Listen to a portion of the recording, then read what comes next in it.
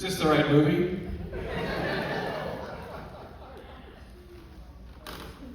Hello, I'm happy to be here to ask some questions here. Let me introduce our guests. First of all, Yasuko Akiyama is a senior lecturer who teaches in IU's East Asian Languages and Cultures.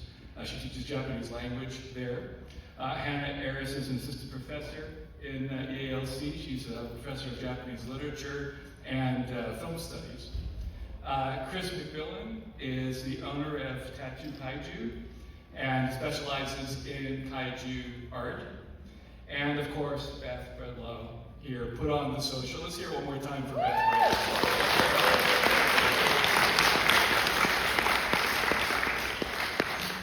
I'm not sure where to go first here, so I'm going to start with Yasuko. You grew up in Japan. What was it like to grow up in this time, after this time period, but with Godzilla, you know, being such a part of Japanese culture? Right. Just to be clear, I wasn't born when this. Sorry, I not mean to. But anyways, so this is the first time I saw this movie, the 1952 version in the movie screen. In Japan, Godzilla is of course everywhere. You know, like 10 years ago, there's a anniversary in the 50s or 60s. An anniversary. I mean, the Japanese TV station was doing a 24-hour Godzilla. That's like my son's memory visiting in Japan. So to me, Godzilla was everywhere, but always in the screen size of TV as a rerun. You know, like a movie, and everybody knows about it. But then again, this movie wasn't shown, original wasn't shown at the movie theater anymore, right? So to us, people who grew up in Japan, you know, again, most of us are born way after this generation, knew about the Godzilla, and the Godzilla is a creation of like a, H-bomb or A-bomb. That idea is there, but we enjoyed it as almost like a TV or a character figure, right? So what we liked is not this like moral story, this is great, and reflecting the society or nothing like that, right? That destroys and this, anyway. We to go Godzilla, but Godzilla always dies, or sometimes he became a he, right? It's a male. He became a superhero, in the eventually. Around that time we were born, already it's a bad and a good figure. So anyway, that's my memory, and that's most of the kids grew up with Godzilla. One of the characters we see, but then with maybe special connotation because all the generation are crazy about it. Hannah, what was movie going like in Japan in the 50s? What should we know about, like if we had watched the first run, what was life like then to watch a movie in Japan?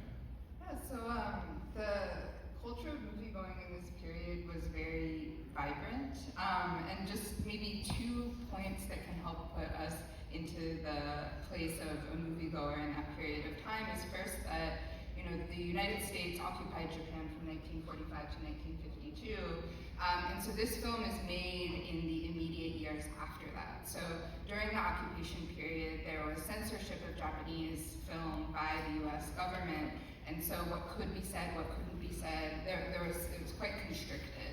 So I think that we can think about this film in part, when we see little things in the film, like someone saying, I lived in Nagasaki and I don't want to go through that again. These are all very little moments in the film, but those are moments that are part of a new era of expression in Japan that might not have been as easily, articulated, easily shown back then. So I think that's one thing. And then another very brief thing is just that this was a moment where there were more movie theaters and more films than anywhere else in the world. So I think seeing this film was also part of just a film-going culture where, this is a classic now, right? But going to see it then, this was also one of like a huge number of movies someone might see in a given week. Did it have a big impact at the box office? How did it do in Japan? It had a relatively big impact, but it wasn't, I think it was like it was in the top 10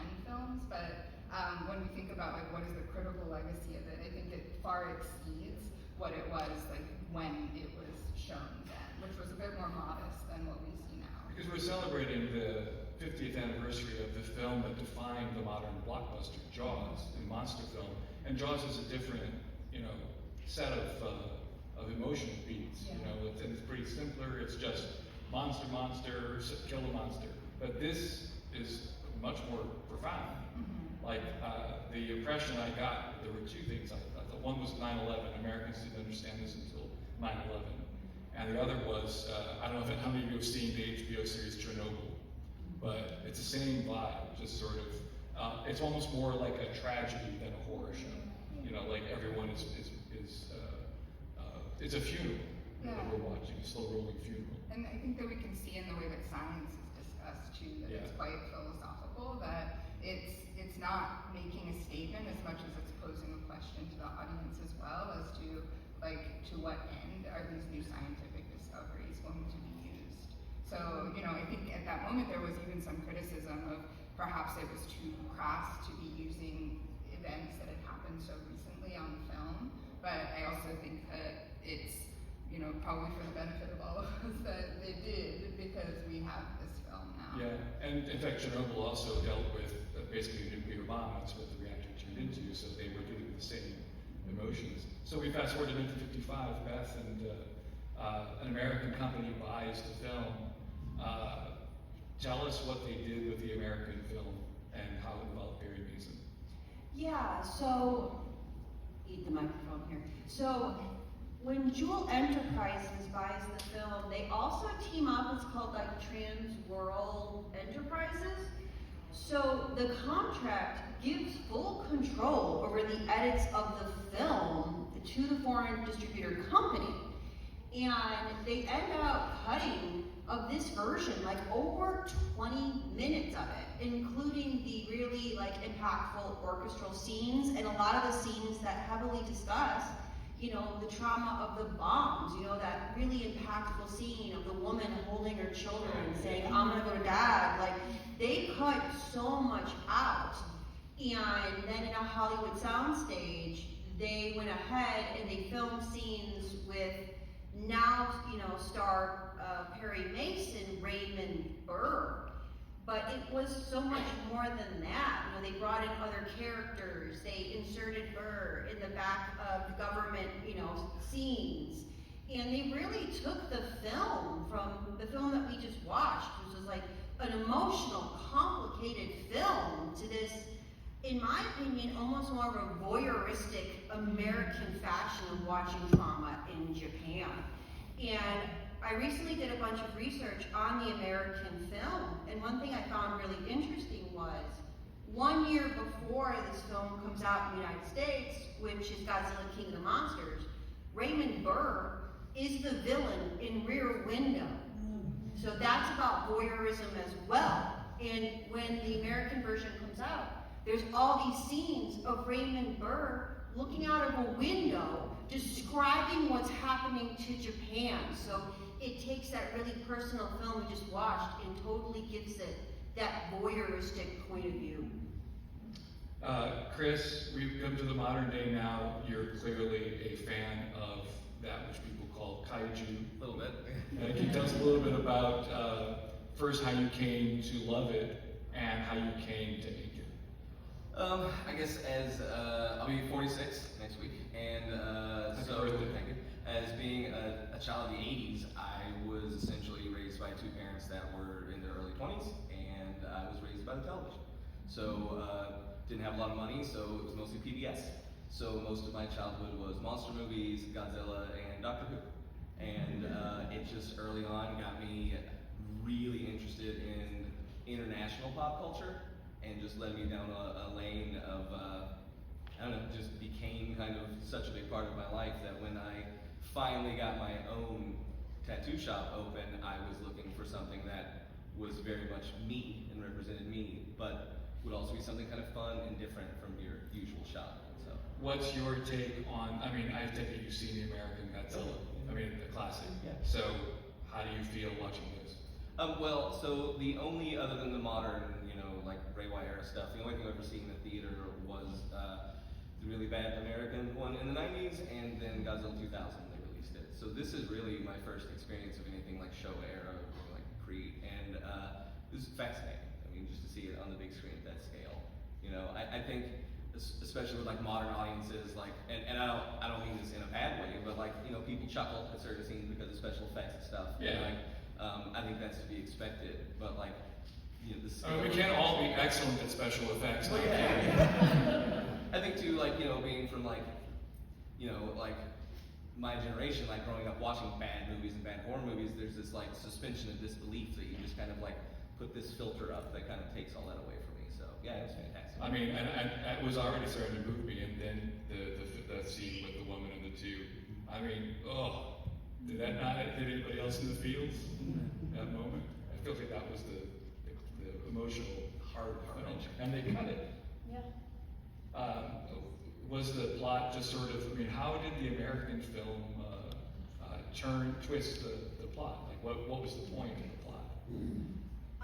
I'd say the American film, what it did was, well, the plot is an American reporter named Steve Martin goes to Japan to report mysterious events, and then Godzilla kind of unfolds. So, and they like completely wash over the love triangle and everything happening with the characters and all of that. So it just kind of becomes like Steve Martin telling the world about the trauma of Japan through his eyes. He's basically like this narrative foil.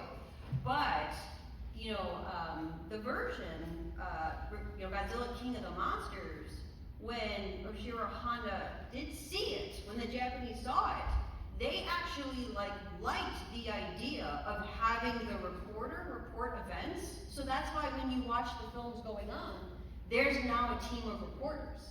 So they actually saw that benefit from this film and then used it in the franchise going forward. Did they say anything else? I mean, were they otherwise upset about the way the film was butchered? Or? So, from what I discovered in my research, particularly in this time period and these like global distribution and trade that's happening within art and media, from what I've figured and like from what I've read, like it was almost seen as like it wasn't an insult that the film was changed because it showed that there was like a trust and gamble investment in the film to make it profitable, if that makes any sense. Like I don't know if you've read anything, but I haven't read anything that like shows that Toho was insulted by the American film. Yeah, I think this is a period of time when Japan is in different ways trying to break into an international market, and like we see that on one hand, you know, Toho is selling subtitled versions of Japanese films to theaters in California, that places that have large Japanese American populations.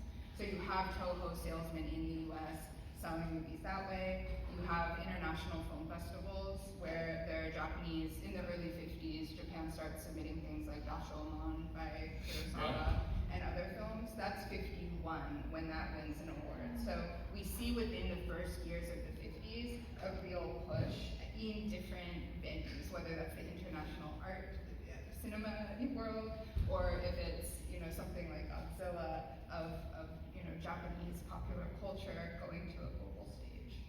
I do want to let people know that if you'd like to ask a question, there's a microphone, a couple microphones set up here. Please come up to the microphone and ask away. I would love to hear what you have to say. There's microphones on both sides here. We'll take one from this mic here. Last question. So I wanted to ask one question. So besides, I think the two, one of them is like the speculated history of Beast 20,000 Fathoms. The other one is obviously through the filmmaker's own future career as well as cinematically, the soundtrack and storytelling. King Kong. What other films inspired this movie?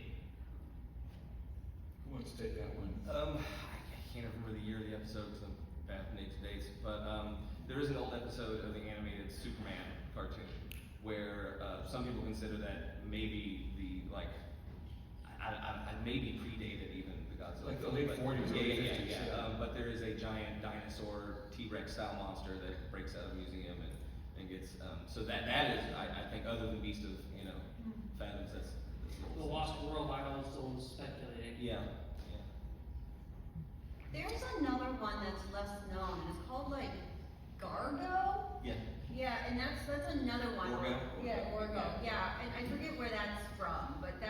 another very monster on the loose, iguanodon style in a city. It felt like they had I think they thought they had lightning in a bottle. So between Super Riot with Ultraman and then Godzilla and then the burgeoning Universal Monsters American market. That's why when I was a kid, you would see the books that would have the Dracula, Frankenstein, Creature from the Black Lagoon, and Godzilla, and it would just be lumped in with it. Yeah. And, like you were saying, I think Japan was looking for a way to catch on that market and be part of the global economy. Let's take a question over here. I would just like to start by saying I was one of Professor Aris' students, so this is really cool to see. With that being said, I think one of the things I noticed when I saw this event was going on at the Buskirk Chumley was the selection of movies that were chosen. I think as a Godzilla fan, as a kaiju fan, All Monsters Attack and at least Godzilla Restore are rather deep cuts, but I would just like to know what was some of the thought process behind picking those specific movies and maybe how it speaks to just the different iterations of Godzilla and how the character sort of adapts and changes through each film to film and how those kind of affect the character's perception and role as I'm really talking a while, but role as sort of a metaphor, an idea. Okay, to answer the first part of the question, why these 3 films? So when, Steve Volan here at Buskirk Chumley was seeing what films were available through Janice, we had gotten the list, but we also knew we had to get the original Toho versions. So we had a list, I forget how many were on the list, but we wanted to kind of make sure that we had this film tonight, so we could have, start the franchise. We also kind of wanted to make sure that we, at least for me, the thing that's important about Godzilla is its nostalgia and novelty factor, and the way that we all get into it from our folks, and then we introduce it generationally. So All Monsters Attack is a really great film for that. I mean, how many people here are with their kids? Now tomorrow they get to introduce their kids to Godzilla. And then Sunday was Steve Volan's pick. He wanted the Hedorah film. So yeah, maybe if we had had more time and space, we could have done a few more films. But this is kind of the 3 that we ended on. Is it a good slice? Well, I mean, there are 40 feature films in 70 years. To get a real slice of all of Godzilla, it would take us a week. So. Before we get to the next question, I just wanted to ask about the word kaiju. Can we talk about where that came? What's the etymology of it? What does it mean? And what does it mean practically speaking? Yasuko, can you speak to that? Kaiju is it's translated as monster in English usually. Kai, like a strange, and Ju is a beastly creature. Anyway, kaiju becomes those special effect. This a strange monster. You just can't name it. I mean, so that's the literal meaning. Does it take it on? I mean, it really means something to us, but we import the word. Is it just a generic word in Japanese, or does it also specifically mean big monster films? Big monster film and then TV characters. Like Hannah said, in the 50s and 60s, the movie going was a big thing, and then just like in the US, 70s kids on, they grew up with TV. So even Tsuburaya production, the guy who did the special effects, he made a production in 1966, and then they started featuring helping the TV programs. So kaiju is the generic term, but then there's many versions of kaiju just born, and there's a first kaiju generation, kaiju boom in the 1966 and 68. The other one was starting with 1971. That's what guy who did the special effects, Tsuburaya died after, and there's another second kaiju boom, and the kaiju become a transforming kaiju. So about the transformers or metamorphosis, and that's also a kaiju. I'm glad I asked that. Next question. Well, first of all, I just want to say, before I ask my question, just thank you for putting this event together. It's the first Godzilla-related event I've ever been able to go to, period. I've been a fan of it ever since I was a kid, so it means a lot to me to actually see this. I was beyond thrilled. And second, I'm glad I thought of more than one question. question because the last guy stole mine, my original question. But I did have the second one in mind. I actually was curious, now that I've seen this uncut version, relatively recently in the last couple of years, we got, we got Godzilla -1, which was arguably a modernized reinterpretation of this very movie that was actually allowed to take place much sooner after the events of the original nuclear attack, bombing of Hiroshima and Nagasaki. And I guess in my brain, I'm sort of wondering if those of you sitting here would consider that one on equal footing as this one, whether it would be considered even in certain ways as superior. I mean, personally, I love this movie either way, but I was equally blown away by that movie when I got to see that in theaters. So I guess I'm kind of wanting some seasoned professionals' insight on how they might consider that. What does the panel think of Godzilla -1? Who wants to? I mean, I thought it was fantastic, but you know, it's like you have 4 kids, you love them all differently. Like, I can't, there's no, you know, they live on their own. But yeah.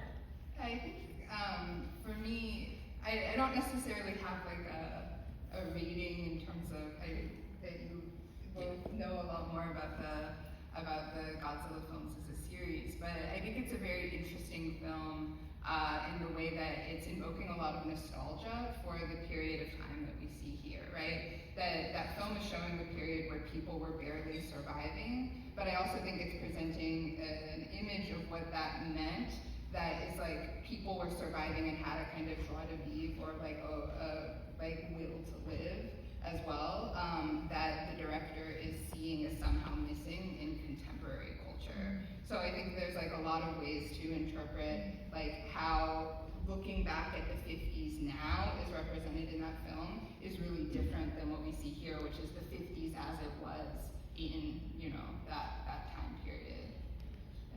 I did sort of realize that there was kind of like that, there seemed to be a certain different emotional context between the two movies, so I was kind of curious if anyone else saw that, so I'm glad that was said, but thank you for your time, I really appreciate it. Thank you. Let's go to the next question over here, and thank you for dressing up. I don't feel quite so alone. Thank you. Well, again, thank you guys for hosting this event. This is wonderful. I've driven about 4 hours just to be here. Yes. Anybody else here from out of town? Raise your flag from out of town. Couple people. All right. Awesome. Thank you for coming. Please go ahead. See, I was curious on how do you present an event like this to your elected officials? How did you go about this? Because this is incredible, absolutely incredible, and I would like to host something similar in my city if I could. And I just want to know how would I potentially get this started. This is wonderful. Beth, I'll take this one.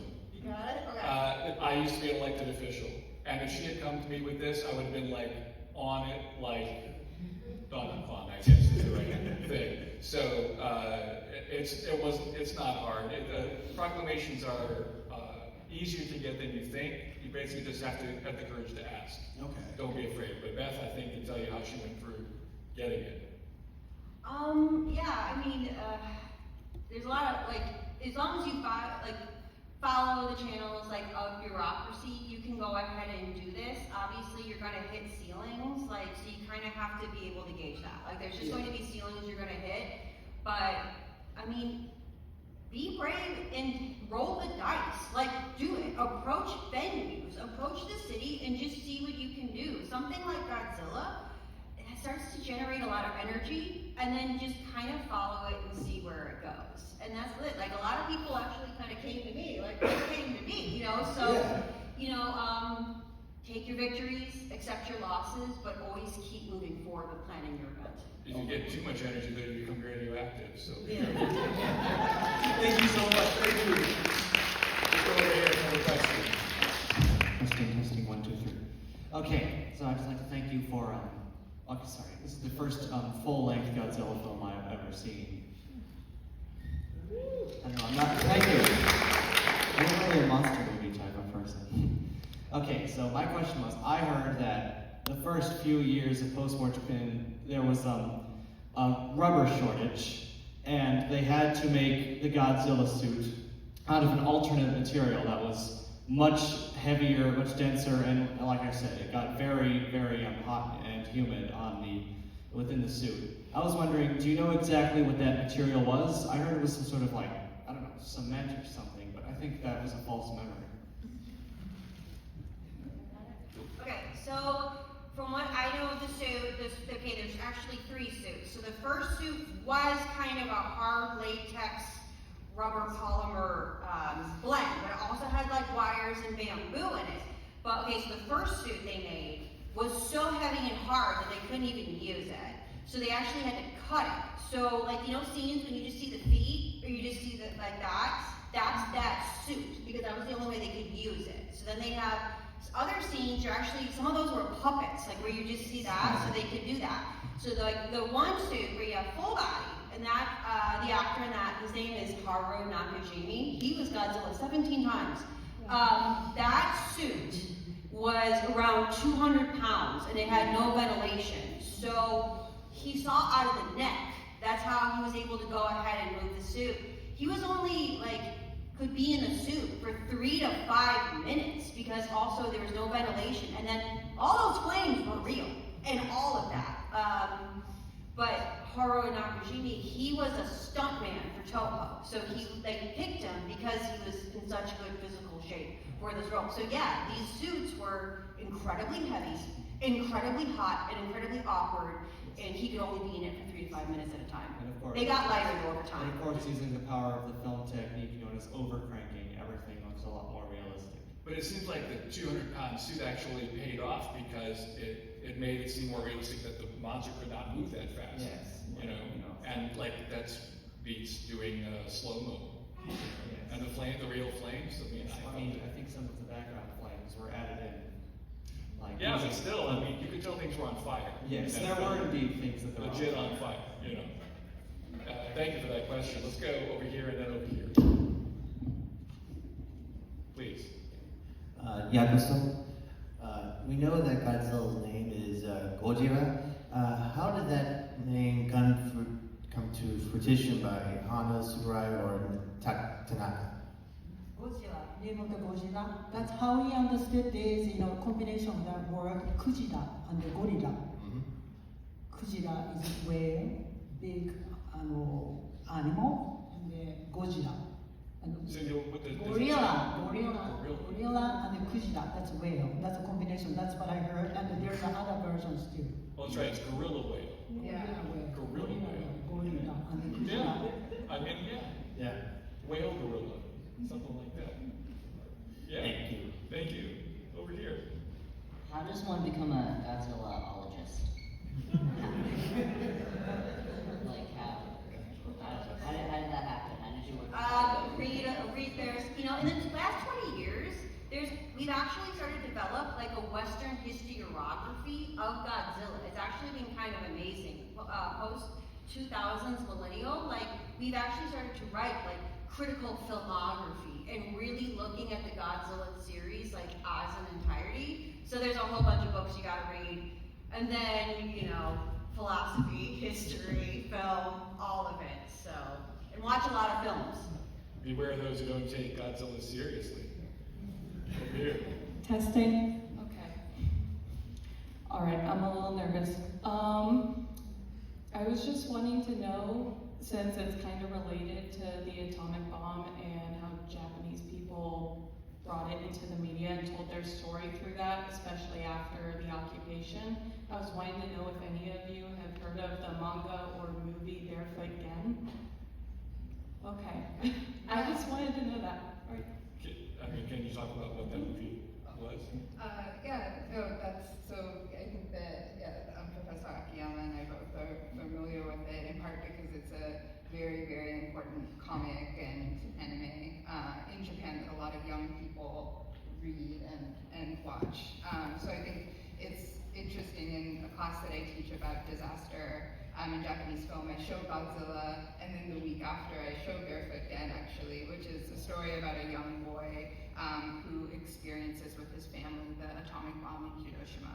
So I think it's worth thinking about, these are 2 ways, very different ways, that a similar set of like concerns are being addressed, right? With Barefoot, again, even though it's animation, it's very much in a realistic mode. This is an autobiographical story of someone that experienced the bombs that day in August in 45, whereas this is, you know, addressing a similar thing, but in a way that is so vastly different, right? Through the monster.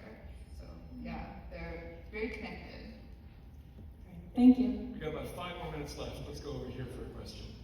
Speaking to the, you talked about the basically gorilla whale comment, and that got me generated thinking about King Kong, and you often see, obviously now, like that mixture with Godzilla, and I was interested to know, like, I don't know much about, King Kong or our idea of it, whether that's like American or it comes from somewhere else, but, what was the first time that kind of got blended, and then, clearly that just like kept rolling, it kept snowballing. So I'm interested to know, if any of you know, the first time that got blended, what the decision was. Was it simply because of that idea that it was a gorilla whale, and they're like, you know what, let's have it fight a regular gorilla? They could have easily had it fight a whale as well, so. It's an interesting question. Who wants to take that? I think, and I could be wrong about this, but I think King Kong was essentially the American answer to Godzilla. Like Well, no, because it came out 33. The first one was much earlier. In fact, if anything, they were inspired by King Kong. He was first in the Because he Godzilla followed film dinosaurs, right? before he was, Yeah. Godzilla versus Kong. Yeah. But it is American, right? King Kong, I believe, is King Kong was American, yeah. that's February right. 1933. Yeah, it was very much, it was before the war. So, I don't know beyond that. I do remember reading, though, that they took some inspiration from King Kong. Like, that was the first big monster in film. Frankenstein was maybe 7 feet tall, not. So yeah, I guess that, but definitely before. Yeah. Thank you. Okay. Hi, thank you. I just want to take a moment to extend my appreciation for this event all weekend long. This is really awesome. I'm a big fan of Godzilla. Always happened since I was little. I used to go to Blockbuster, and I was just always drawn to all of the different artwork on the movies, and was always picking them out. And I probably couldn't really follow them very well when I was that little, but giant monsters are awesome.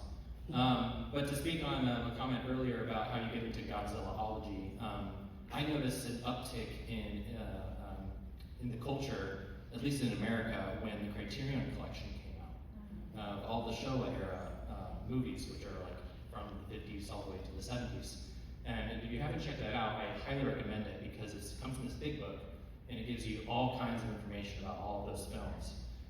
And it was the 100th edition of the Criterion Collection. So it was like Criterion finally being like, Godzilla is amazing, they're worth it. This film series is pivotal in the history of Japan and the world, and it's just been a global movement, so we're like dedicating the 100th. Is there a question? And my question is, sorry, each of you, what is your favorite kaiju from the Godzilla series? Is there a favorite kaiju on the panel? I have Mothra. I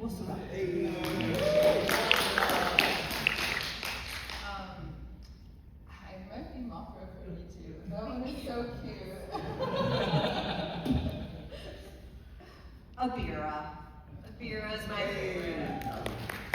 Yeah, I know. I'm always torn between King Caesar and Hedra, personally. Thank you. So speaking of that, just can we get a brief preview of the films to come? For people who aren't familiar with them, what are the next two about? Who wants to go? So, the one film on Saturday, you mean? Yeah, tomorrow's film. Tomorrow is All Monsters Attack from 1969, and it's again directed by Oshiro Honda, and it's a really bright Technicolor film about a latchkey kid kind of navigating his childhood, and all the suits come out for this fun. It's just rival on rival on rival. So Mothra's gonna come out tomorrow, so we're gonna see that one. And How about Sunday's show? So Sunday, the director,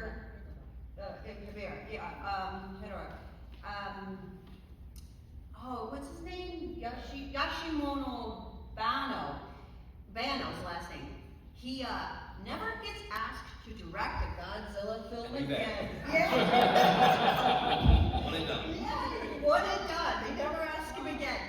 It's just a trippy 1971 psychedelic film about Godzilla fighting a smog monster. It is awesome. That's wonderful. I think both movies, that's the 10th and 11th Godzilla movies, and one is 71, so that was made after Tsuburaya died himself. But they both actually capture the essence of the original movie. That is, Godzilla movies are always reflecting to the contemporary society, right? So that's why in the 50s, early 50s movie reflecting after the war and what's happened to Japan. So 70 and 69, that's different, right? So I watched actually the first Godzilla movie almost like an anthropological lens. I'm from Japan, but I wasn't born there, right? So that's how people are, their attire, their modest life, living life in a village, and how the village people and the Tokyo people are different, right? So this movie from 69 tomorrow and 71, they are reflecting the Japan at that time, right? Like Beth said, it's colored, right? It's colored, and 70s movies, there's a psychedelic and those kind of music, and that's reflecting Japan. And then, like a smog, right? Like a pollution, So anyway, so war is over. Of course, war was over in 52. So in that way, the essence is there to me. Let's go, 2 more questions. Yeah, I just wanted to ask one question about this film's conception. What was the origin of the idea for the atomic breath? Of the what? The atomic breath that you read. Atomic breath? Yeah. Oh, the atomic breath. Yeah, that's a good question. Sure. I think a visual representation of radiation because it was invisible. Yeah. There you go. Breath, so you can visualize We have the answer from the audience here. It's becoming a Thank seminar. you. We don't have all the answers, you all have it. So there you go. It was him trying to represent radiation visibly because you couldn't see it. How they did it in Chernobyl was they had the ash coming down and they tied the ash to the radiation, pointing out that all the kids playing in this new snow were going to die of cancer. Thank you. Thank you. One last question. So we noticed that to many of us today, the special effects look a bit silly or humorous. But I'm wondering, what was the sort of intent of the Godzilla look at the time? And was there any intent to make Godzilla look at all, maybe not like purely scary, but tragic or even relatable or something of that sort? It's a great question. Who wants to take that? I can start.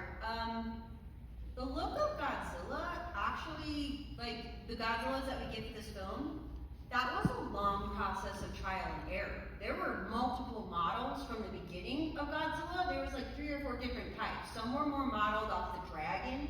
Some were more modeled off of the iguanodon. And some were actually more modeled off like a catfish face. So it was more or less of what they could do and actually worked within their materials. This final version of this one, like I said, I think this was the suit that they could actually move in. So there was a few different incarnations that they had tried to do, and yeah, they all had a little different faces, but towards the end it kind of just came to, okay, what can horror actually move in? So that's why we got to kind of change that a little bit. Did you also get the feeling that, Godzilla had feelings? Yeah, and I think you made that comment at the beginning that Godzilla, I didn't really see this very well in the costume, but Godzilla's portrayed as scarred and That's where I thought the Kong influence came from. That's where I thought Kong got I can't hear you, sorry.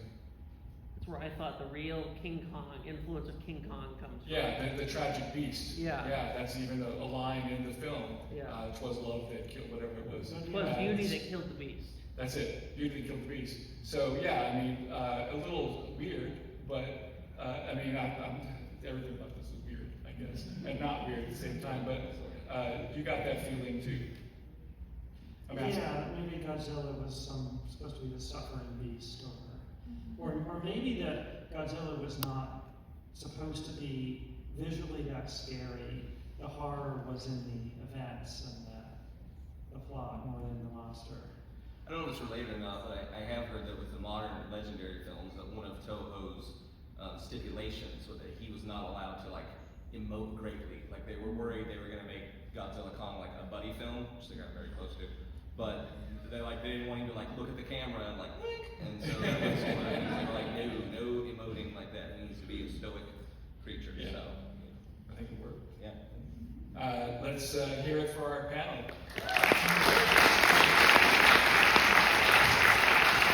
Let's hear it for Steve first on the Buskirk Chumley Theater. My name is Steve Volan. You can find out more about my show at the812show.org. On behalf of the Buskirk Chumley and Beth Breadlot, everybody who put on this show, and Godzilla Day in Bloomington, thank you everyone, and good night.